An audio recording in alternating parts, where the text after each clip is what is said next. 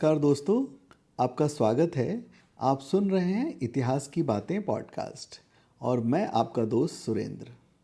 दोस्तों, इस सीरीज़ में अब हम छठे एपिसोड में हैं जहां हम गुप्त साम्राज्य की बात कर रहे हैं।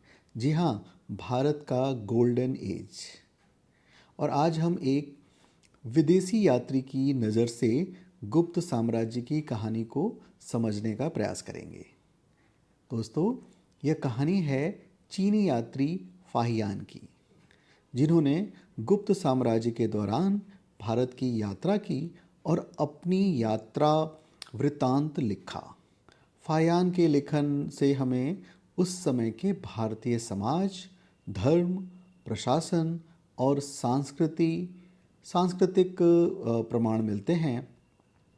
तो चलिए इस एपिसोड की शुरुआत करते हैं एक सवाल से। तो सवाल दोस्तों, आप ध्यान से सुने और इस पर विचार करें।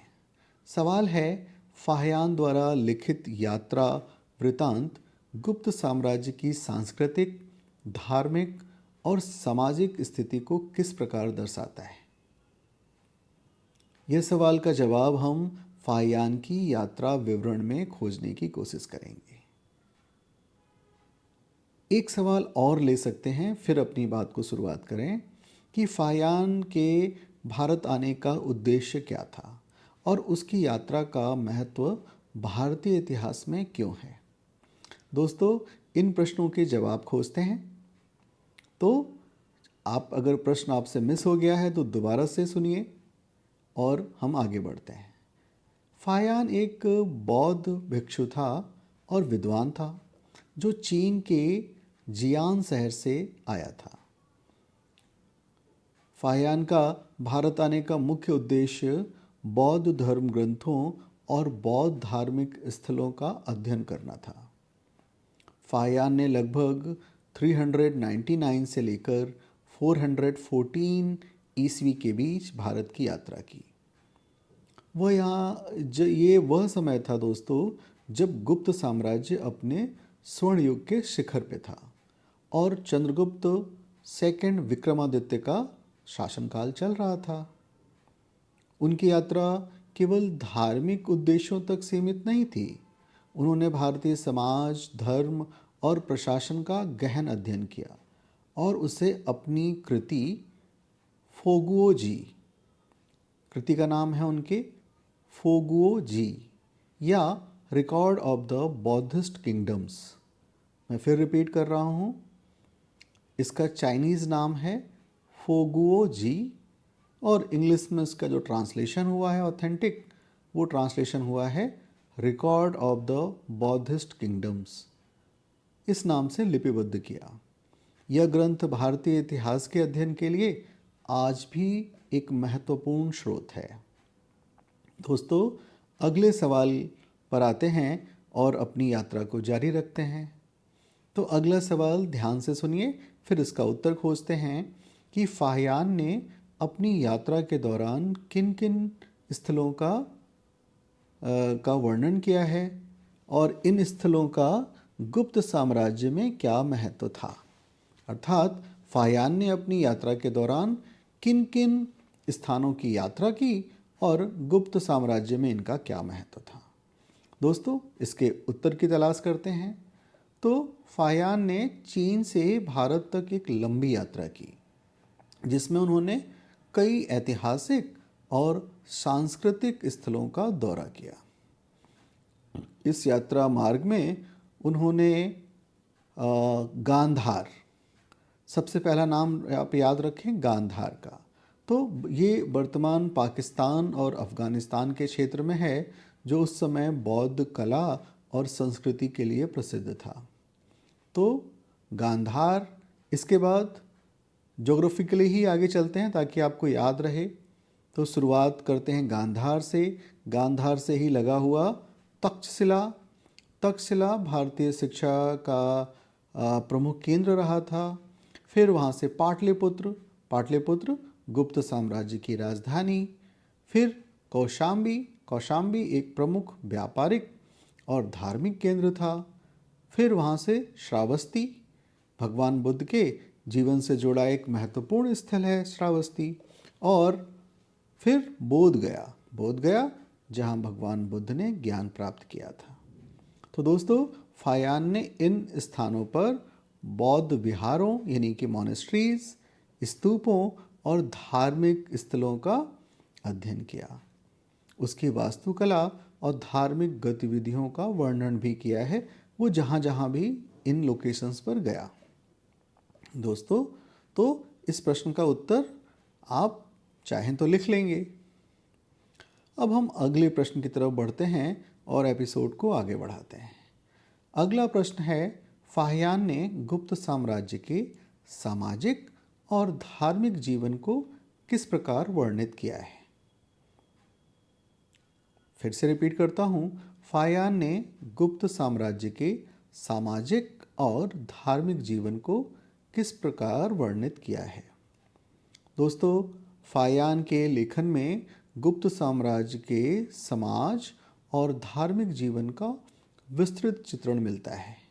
उन्होंने कई बिंदुओं पर विशेष ध्यान दिया है, तो हम इनको बिंदुवार समझते हैं। पहला बिंदु धार्मिक सहिष्णुता अर्थात रिलीजियस टॉलरेंस।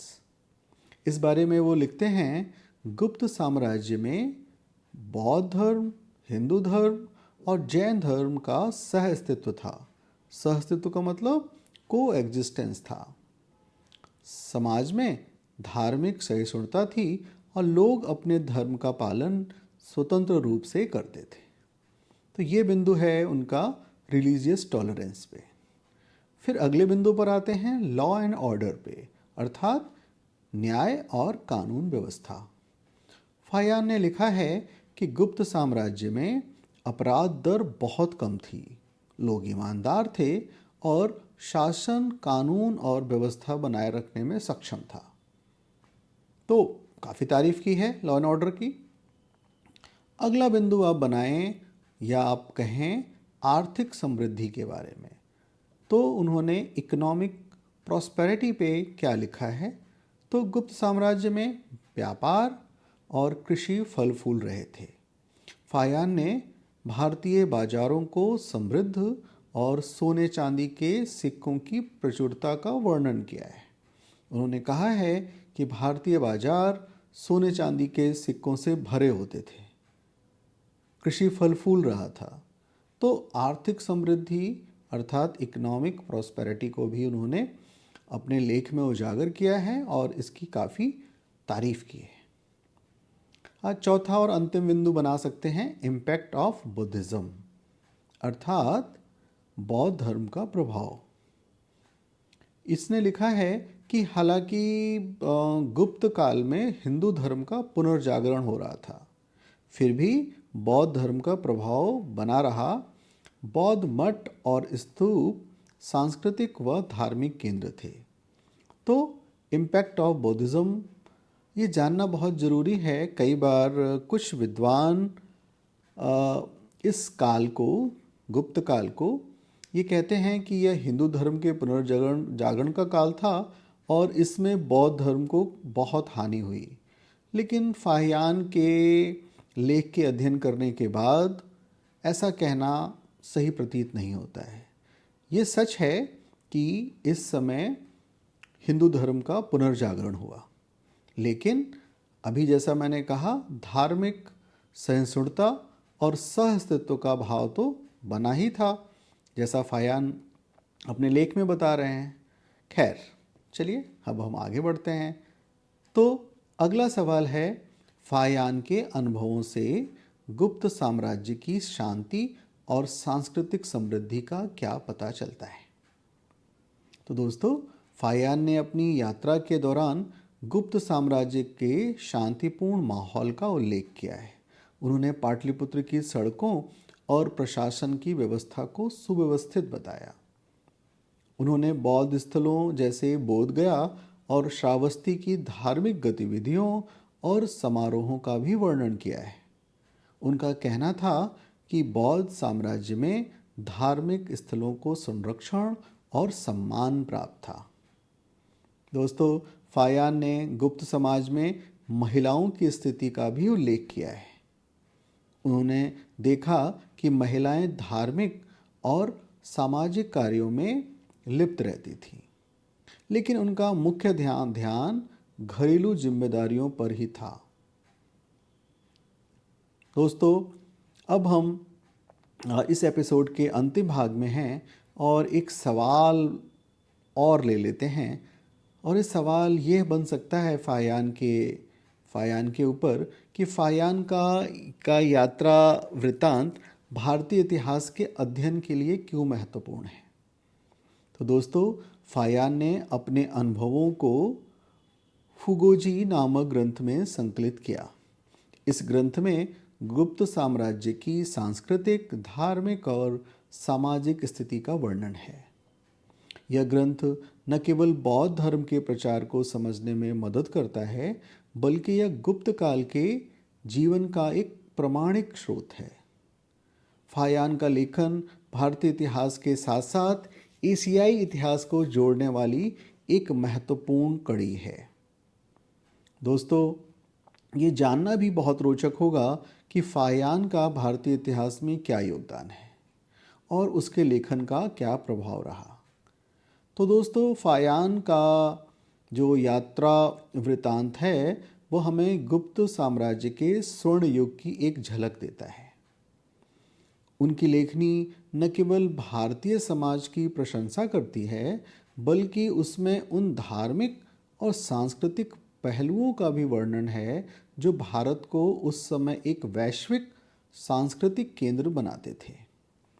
फायान ने भारतीय संस्कृति और बौद्ध धर्म को चीन और अन्य एशियाई देशों तक पहुंचाने में भी महत्वपूर्ण भूमिका निभाई। उनकी यात्रा एक ऐसे युग का प्रमाण है जब भारत शांति, समृद्धि और सांस्कृतिक उत्कर्ष के शिखर पे था। दोस्तों, आज इतना ही रखते हैं और अगले एपिसोड में हम देखेंगे गुप्त साम्राज्य के पतन के क्या कारण थे और बाहरी और आंतरिक मतभेदों से कैसे ये फलता फूलता साम्राज्य पतित हुआ। तो दोस्तों, अगले एपिसोड में हम गुप्त साम्राज्य के पतन की शुरुआत पर चर्चा करेंगे। हम देखेंगे हूण जैसे बाहरी आक्रमणकारियों और आंतरिक कमजोरियों ने इस महान साम्राज्य को कैसे प्रभावित किया। यह जानने के लिए जुड़े रहें। आज इतना ही। धन्यवाद।